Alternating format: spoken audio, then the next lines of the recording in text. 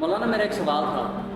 جی جیسے ہم جو ہے اکثر توبہ کر لیتے ہیں، کوئی گناہ ہوتا ہے ہم سے، توبہ کر لیا ہم نے، لیکن پھر سے شیطان کی ہم جو ہے وہ آ جاتے ہیں باتوں میں اور پھر سے گناہ سرزد ہو جاتا ہے، تو بار بار توبہ کرنا اس میں کیا حکم ہے اور کیسے ہم اس چیز کو جو ہے وہ کر سکتے ہیں؟ دیکھیں، یہی فرق ہے خالق اور مخلوق کا، کہ جب مخلوق سے کوئی چیز بار بار طلب کی جائے، مانگی جائے تو وہ ناراض ہو جاتا ہے، لیکن خالق کا یہ کمال ہے کہ اس سے جتنی دفعہ مانگا جائے، جتنی دفعہ اس کے سامنے توبہ کی جائے، وہ اتنی دفعہ خوش ہو کے معاف کرے گا۔ اسی لیے اللہ کی صفت ہے غفار، بہت زیادہ معاف کرنے والا اور بار بار معاف کرنے والا۔ تو اگر جتنی دفعہ بھی بندے سے گناہ سرزد ہو اور وہ اس کے بعد توبہ کر لے تو اللہ تعالیٰ اس گناہ کو معاف کر دے گا۔ ہاں، ایک یہ ہے کہ توبہ کرتے وقت اس کی نیت یہ نہ ہو کہ میں اس توبہ کو توڑوں گا، دوبارہ گناہ کروں گا، بلکہ اس کی نیت اس وقت، توبہ کرتے وقت اس کی نیت یہ ہونی چاہیے کہ میں آئندہ نہیں کروں گا، اور اس گناہ پر اسے ندامت ہو۔ ہاں، بعد میں وہ توبہ ٹوٹ جائے اور وہ گناہ سرزد ہو جائے، پھر وہ توبہ کر لے، پھر گناہ ہو جائے، پھر توبہ،